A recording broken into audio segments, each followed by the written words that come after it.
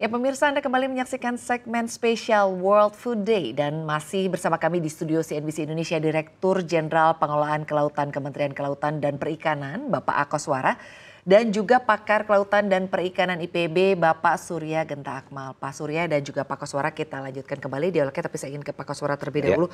Pak Akoswara, panen garam pertama di Rote ini kan ditargetkan akan terjadi di tahun depan begitu ya Pak, atau di pertengahan tahun depan. Bagaimana KKP memastikan panen garam ini bisa sesuai target dan juga perkiraan dari hasil panen garamnya ini ada di angka berapa begitu ya Pak, dan ini akan diserap kemana saja Pak Akoswara? Baik.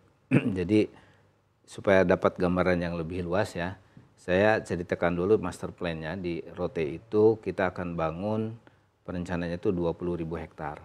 Jadi yang kita kerjakan sekarang 2025 dan 2026 itu baru 20%-nya. Jadi sekitar 2.000 hektar yang kita kerjakan. Nah dari 2.000 hektar itu target kita itu adalah 400.000 ton sampai 500.000 ton targetnya. Kemudian 2.000 hektar ini juga dilakukan dalam 2 tahun. Tahun pertama tahun 2025 ini 1.000 hektar, tahun depan itu kurang lebih sama sekitar 1.000 hektar lagi. Jadi kalaupun tahun depan di 2006 itu ada panen perdana, itu jumlahnya setengahnya dari target keseluruhan yang kita bangun di sana. Jadi sekitar 200.000 ton target kita. Nah saat ini kita memastikan proses pembangunan di sana ini bisa berjalan dengan baik, dibantu oleh Pemda dan aparat di wilayah Rote supaya bisa terkawal dengan dengan baiklah pembangunannya. Dan kita juga memastikan dari setiap proses itu kita lakukan selalu di test commissioning. Jadi yang paling penting di dalam teknologi evaporasi matahari ini, kolamnya ini kedap air. Ya. Jadi masalah tanah itu geoteknik itu menjadi sangat penting, masalah tanah. Karena kalau nggak bisa kedap air, sulit untuk kering ya, airnya kebuang, jadi keserap, jadi porus gitu ya, airnya hilang. Nah untuk memastikan ini lapisan tanah itu harus benar-benar dicek dia kedap air. Itu yang perlu kita pastikan di situ. Dan ada memang teknologinya atau bantuan materialnya yaitu pakai geomembran. Tapi ini kalau semua pakai geomembran ini mahal sekali. Jadi geomembran kita tetap pakai tapi hanya di ujung dikristalisasinya saja. Di tempat lainnya, di kolam-kolam lainnya itu dengan pengolahan geotekniknya supaya dia kedap air. Ini yang menjadi titik kritisnya di dalam pembuatan tambak garam dengan teknologi evaporasi matahari ini. Kalau pakai teknologi mesin itu tidak ada masalah tanah. Jadi yang menjadi masalah itu biaya operasional saja sama biaya investasinya. Yang paling murah selama ini ya dengan teknologi evaporasi sehingga garamnya bisa bersaing dengan harga impor. Nah itu yang kita pastikan. Jadi untuk di Rote tahun depan itu kurang lebih setengahnya targetnya yaitu 200.000 ton untuk panen perdana. Tahun 2026 itu akhir 2026 selesai seluruhnya 2.000 hektar sehingga 2027 kita bisa penuhi sekitar antara 400 sampai 500.000 ton. Nah sisanya dari 80% di Rote itu akan dikembangkan oleh investor swasta. Nanti mulai tahun depan kita akan undang para investor untuk masuk ke Rote setelah semua infrastruktur regulasinya siap gitu. Kalau sekarang kan kita lagi modeling berproses. Nah, baru tahun depan kita undang para investor untuk masuk ke Rote dan silahkan kita sama-sama di sana gitu. Baik, saya ingin kembali ke Pak Surya. Pak Surya menanggapi apa yang disampaikan oleh Pak Akoswara ya. Begitu artinya sekarang pemerintah sedang berupaya bagaimana artinya pengembangan garam industri nanti di Rote juga bisa menarik para investor. Mengingat kalau kita berbicara mengenai pengembangannya ini kan bukan hanya soal waktu, tapi ada angka investasi yang tidak sedikit. Nah bagaimana sebetulnya Anda melihat potensi pengembangan garam industri di NTT ini untuk kedepannya begitu? Apakah ini memang cukup promising bukan hanya dari sisi hasil tapi juga dari sisi bagaimana bisa menarik investor? Baik, Baik, ini menarik Mbak sebetulnya bahwa kawasan di NTC ya khususnya di daerah pesisir bagian selatannya kita ya, Rotendao yang Ya. seperti yang sudah disampaikan Pak Koswara tadi, eh, ini memiliki potensi alami yang tadi seperti yang saya sampaikan di awal bahwa curah hujannya cukup tinggi di sana dan kemudian kualitas tanahnya lumpur, liat berlumpur ya, dan itu liat berlumpur itu biasanya tanah yang kedap air tuh. Jadi cocok untuk evaporasi dan kemudian ketersedia lahannya seperti apa begitu. Nah ini yang menjadi hal yang perlu menjadi tantangan juga. Nah kemudian curah hujannya juga tinggi di situ. Intensitas mataharinya di sana cukup panas sekali. Jadi cukup cocok dan ideal untuk mendukung itu. Nah kemudian juga Mbak, kadar salinitasnya juga tinggi karena ya tadi kan dia di daerah selatan itu ada Laut Sau di situ, kemudian ada Laut Timur yang dari Australia itu juga menjadi tinggi. Nah sehingga ketersediaan lahan tadi ya seperti yang disampaikan tadi itu juga menjadi salah satu hal yang mungkin bisa mendukung dan menjadi salah satu daya tarik untuk investor untuk bisa investasi di Rotendao. Nah kemudian ada beberapa hal yang perlu diperhatikan oleh pemerintah untuk mendukung itu tentu. Pertama adalah aspek infrastruktur. Aspek infrastruktur ini menjadi penting sekali dan kemudian juga bagaimana aspek SDM. Nah kita perlu tradisi masyarakat di NTT itu berbeda dengan di Jawa di bagian timur yang sudah terbiasa dengan industri garam. Nah sedangkan ini harus ada pelatihan-pelatihan, ada pendekatan, ada investasi untuk pelatihan kepada sumber daya manusianya dan kemudian harus ada pendampingan intensif di sana. Nah, kemudian juga harus ada aspek-aspek lingkungan yang juga mendukung. Jangan sampai tambak-tambak yang sudah dibangun ini atau tambak-tambak yang akan dibangun ini mencederai konsep-konsep kearifan lingkungan. Kita harus pastikan bahwa AMDAL-nya berjalan dengan baik, Pak Koswara, sehingga ini bisa kita terapkan dengan kearifan lokal, kemudian kita dengan kearifan ekosistem yang bisa kita terapkan di sana. Sehingga proyek ini sangat strategis dan ini membutuhkan waktu yang tidak sebentar. Nah, kemudian penerapan teknologi seperti yang disampaikan oleh Pak Koswara tadi, ini penting sekali. Ini disesuaikan dengan SDM. Jangan sampai bahwa teknologinya terlalu canggih, tetapi nanti tidak didukung oleh sumber daya manusia yang mumpuni sehingga nanti hasilnya tidak optimal. Atau sebaliknya, teknologinya rendah, sumber dayanya ada, lingkungannya ada, memadai dan segala macam, tapi ya tadi teknologinya tidak dioptimalkan sehingga ya tadi hasil panennya juga tentu akan tidak optimal. Nah ini yang menjadi tantangan kita dan kemudian ya tadi ada beberapa hal yang perlu diperhatikan oleh pemerintah untuk membangun kawasan industri garam dalam skala yang besar. Ya tentu tadi infrastruktur, hal-hal yang membuat investor tertarik untuk memberikan tanaman di situ, menanamkan modal investasi di sana. Dan kemudian perlu menjadi perhatian juga adalah SDM tadi ya, harus ada insentif yang menarik untuk masyarakat, untuk mereka tertarik bergerak di bidang garam tadi. Itu yang juga menjadi salah satu tantangan kita. Baik, bagaimana mereka mungkin lebih sejahtera juga ya, sebagai upaya bagaimana juga nanti ini ada multiplier efek sebetulnya ya dari pengembangan garam industri. Pak, menarik kalau kita lihat di tahun ini ya Pak, ini sebenarnya kalau kita bicara mengenai musim atau cuaca, kemaraunya ini lebih pendek untuk di tahun ini ya Pak ya, musim penghujannya lebih panjang.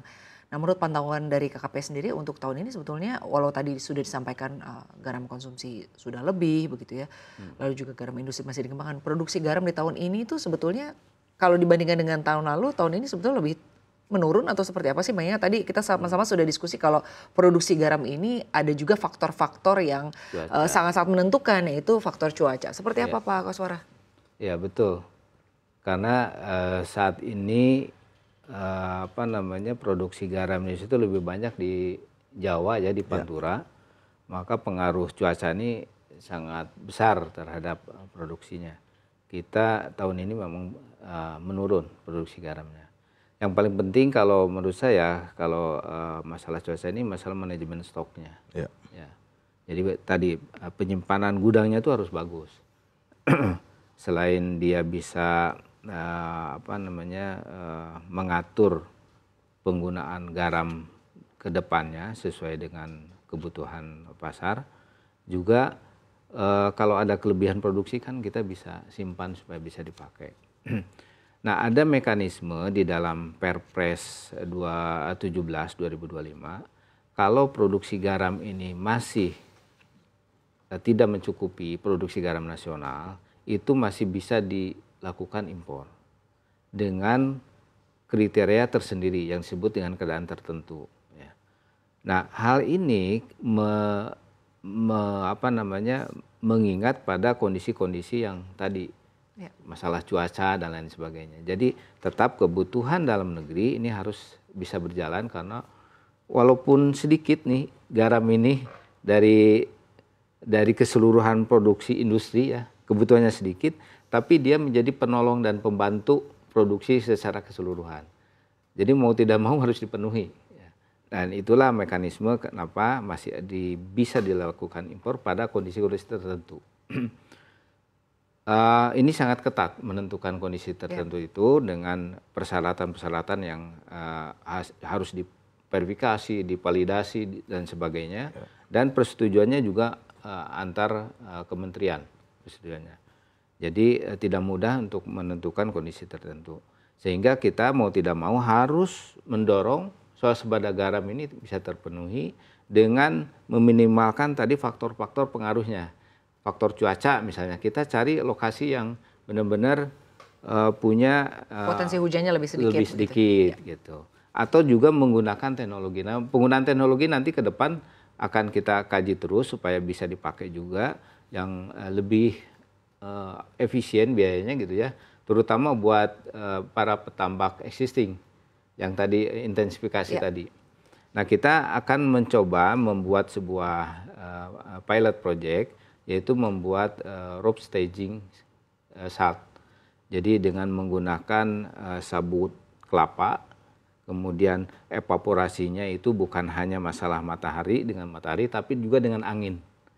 Dan itu mempercepat hasil dari pilot project atau hasil dari penelitian ini bisa meningkatkan produktivitasnya bisa sampai 20 kali. Jadi ini menjadi harapan juga bahwa di daerah Pantura ini bisa dilakukan penambahan produksi yang lebih banyak dengan menggunakan teknologi-teknologi tepat guna yang akan kita dorong penggunanya di masyarakat. Gitu. Baik, terima kasih Pak Kaswara. Saya ingin kembali ke Pak Surya. Pak Surya, kalau kita lihat ini kan dalam 1 tahun pemerintahan Presiden Prabowo ini terkait dengan target swasembada garam ini boleh dikatakan sudah sangat-sangat cukup baik ya Pak ya, kita perlu apresiasi. Tapi juga ada yang menarik terkait dengan konservasi kawasan laut dalam menjaga populasi ikan dan juga ekosistem laut yang tentunya menjadi sumber pangan nasional dan juga produksi garam kan dari laut begitu ya Pak ya. Betul. Nah, seperti apa Pak, mungkin boleh dijelaskan sejauh ini konservasinya seperti apa sih? Baik, jadi ini menarik Mbak, konservasi itu saat ini tidak lagi sebagai suatu hal yang harus dilakukan, tetapi ini mutlak harus dilakukan konservasi ini. Karena kita namun di samping itu kita harus melihat bahwa konservasi ini bukan berarti melarang aktivitas, tetapi harus kita catat bahwa konservasi ini bukan dalam artian tidak boleh memanfaatkan sama sekali, tetapi konservasi itu adalah bagaimana kita memainkan agar pemanfaatan itu dapat terencana, terukur, dan kemudian yang paling penting harus kita pastikan adalah berkelanjutan. Ini yang menjadi konsep dasar dari konservasi. Nah, kemudian konservasi itu ya tidak menjadi pilihan, tapi dia menjadi keharusan di dalam keberlanjutan ekosistem pesisir dan lautan. Nah, kemudian ada fungsi ekologis di dalam kawasan konservasi yang menjadi nilai tambahnya. Pertama adalah dia sebagai nursery ground bagi ikan-ikan, di mana ikan-ikan itu menjadikan konservasi itu sebagai tempat pembesaran dari ikan-ikan itu. Nah, kemudian nanti bagaimana ikan yang tadi sudah besar itu bisa memastikan rekrutmennya ke alam. Kemudian juga sebagai spawning ground. Ini yang juga menjadi fungsi ekologis ya. Ada area pemijahan di situ untuk memastikan bahwa keberlanjutan dari perikanan. Ikan ini dalam arti luas ya, Mbak, tidak hanya ikan saja. Nah, kemudian ada spillover. Ketika ada kelimpahan di daerah konservasi itu, tentu limpahan ikan-ikan tadi akan menyebar ke area-area penangkapan. Nah, itu untuk memastikan keberlanjutan itu. Sehingga keberlanjutan itu menjadi suatu hal yang penting. Ada bukti empiris yang sudah menyatakan bahwa penelitian sudah dilakukan untuk kawasan-kawasan konservasi itu sudah terbukti ada menunjukkan ada peningkatan biomasa ikan 20-30% di daerah konservasi yang dikonservasi secara baik dan optimal.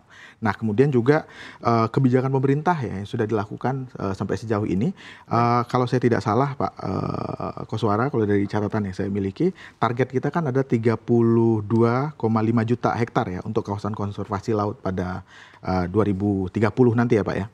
Nah, per 2024 itu kan ada 23 juta hektar yang sudah terbentuk, Mbak. Nah, kemudian ini yang harus kita lakukan. Ini bukan cuma tentang luasan nanti terkait dengan konservasi, tapi bagaimana kita mengoptimalkan kawasan konservasi ini untuk tadi. Bahwa yang tadi yang saya bilang, bahwa ketika kita ingin membangun sebuah industri, kita juga harus perhatikan lingkungannya. Kesetimbangan lingkungan itu harus menjadi keharusan. Kesetimbangan lingkungan ya Pak. Jadi untuk saat ini konservasi adalah sesuatu yang mutlak. Tanggapan Anda Pak Koswara seperti apa? Betul, bahwa sekarang di KKP ini, di Kementerian Kelautan Perikanan, ruhnya itu sebenarnya konservasi. Ada 5 kebijakan ekonomi biru yang diusung oleh Pak Menteri KKP. 1 itu perluasan kawasan konservasi. Kedua ini bagaimana budidaya ini bisa menjamin keberlanjutan dengan membuat perikanan tangkap yang terukur dan budidaya. Kemudian yang ketiga ini menjaga laut dari tekanan aktivitas yang merugikan seperti misalnya sampah, kemudian kerusakan pesisir. Jadi kebijakan utama di KKP ini sebenarnya basisnya itu adalah konservasi, perlindungan, kemudian juga menjaga keberlanjutan. Nah untuk itu saya kira menjadi penting bahwa menerapkan konsep-konsep konservasi secara konsisten di dalam pembangunan ekonomi biru ini bisa dijaga dan dijamin gitu. Karena disitulah letak pemanfaatan yang sustain terhadap sumber daya kelautan yang ada. Baik, sangat-sangat menarik dialog kita membahas terkait dengan bagaimana upaya dari pemerintah untuk menciptakan swasembada garam. Bukan hanya garam konsumsi, tetapi juga garam industri dan bagaimana langkah-langkah serta upaya roadmap yang akan terus didorong oleh pemerintah agar target tersebut bisa tercapai. Lalu juga konservasinya tetap menjadi hal yang mutlak untuk dilakukan ya Pak Koswara dan juga Pak Surya. Sangat-sangat menarik dialog kita, tapi karena waktu kita terbatas kami harus sudahi dialognya. Terima kasih banyak Bapak, salam sehat, sukses selalu. Terima kasih sudah hadir di studio CNBC Indonesia. Terima kasih.